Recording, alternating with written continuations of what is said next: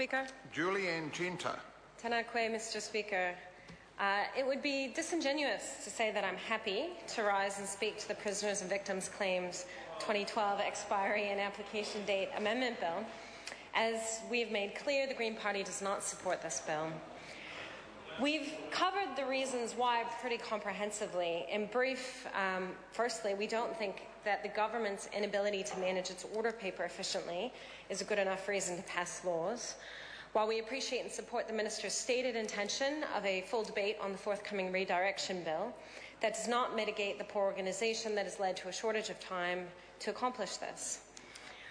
We also do not accept that this bill is either necessary nor desirable. It is not necessary because we do not find the assertion that prisoners would strategically lodge claims in the gap very well substantiated, nor indeed after the Supreme Court decision in Tona, where the damages were significantly reduced, would it likely create the fiscal burden that the government is concerned about.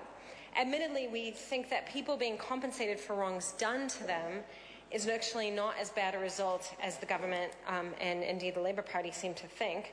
But even if one were to believe that, it is far from clear that the amounts would be crippling. Which brings me broadly to our belief that it is undesirable as it is unnecessary. As my colleague David Clendon and I have repeatedly argued, this bill creates perverse incentives for prisoners not to bring abuse to the attention of the judiciary as they are unable to receive compensation for the wrongs done to them. So that protects the Crown, really, from having to compensate prisoners for gross breaches of right. And that means that there's not an incentive, as much of an incentive as there should be, for the Crown to look after the human rights of those who are in prison. And I explained this in the committee stages this week earlier, that while the Honourable Phil Goff has brought up the idea that there should be a sort of comprehensive approach to getting money for a victims fund, so that no matter where the money's coming from, if the prisoners are receiving money, whether it's through their employment after leaving prison, whether it's because of inheritance or winning the lottery, that victims should then have some ability to make a claim on that money. Now, that is a completely different sort of approach to what has been taken in the primary legislation that this bill amends. And the approach that was taken in the primary legislation was that there was one breach of rights over here, which is the prisoners serving a sentence for a breach of rights of their victims, and then there was a second very gross breach of rights in the case of Tona on the part of the Crown of those prisoners serving a sentence. And those two things are conceptually very different, and it doesn't make sense, I don't think, to legislate specifically for those cases in which prisoners have had a breach of rights, that you take away their compensation, their incentive to seek compensation. You take that away by saying, in fact, they can't actually touch it. You're going to take it away from them and use it to remedy this other breach of rights over here. And it's strange to think that prisoners should not have recourse to compensation when their rights have been abused as they are serving their sentence, which is the price that society has determined they will pay for their crimes. They are serving their sentence. They're in prison. That was the price that we decided that they should pay. And if victims believe that they need further financial compensation, they have the ability to take the course of action of making a lawsuit. So, of course, the Green Party wants to put victims at the heart of our justice system, and we support restorative justice for that reason. It's in the very first lines of our justice policy that it is important to put victims at the heart of our justice system. But it's very strange that the Labour Party considers that receiving compensation for a gross breach of human rights is a windfall.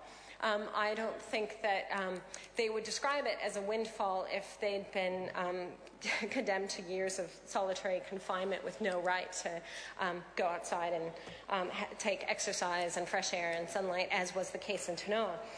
So It is in this last bit of the call that I'd like to take the time to respond to this theme from government members during their calls on this bill. For example, Alfred Naro, for whom I have considerable respect, suggested that it was disappointing but unsurprising that the Greens did not support the bill and that he did not hear concern about victims for us. We have the deepest concern for victims, whether they be in prison or not. And in this case, the prisoners were victims. We're getting pretty used to the government building straw men to tear down in regards to our policies and beliefs.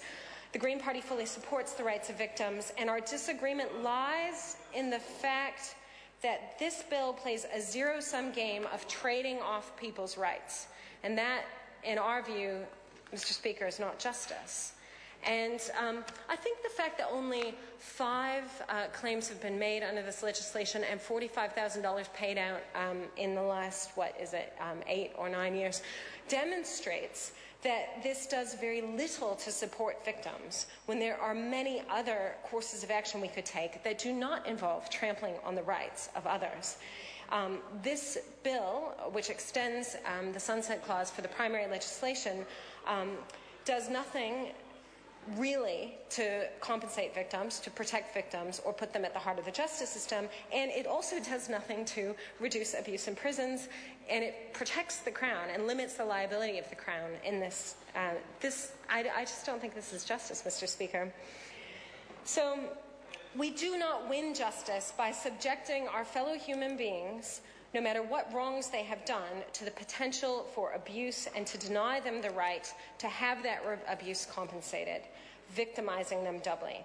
Nobody wins. Newly victimized people lose. That is not justice. It is not good policy, and that is why we do not support the extension of the sunset clause. Thank you, Mr. Speaker. Dr. Kem Calder.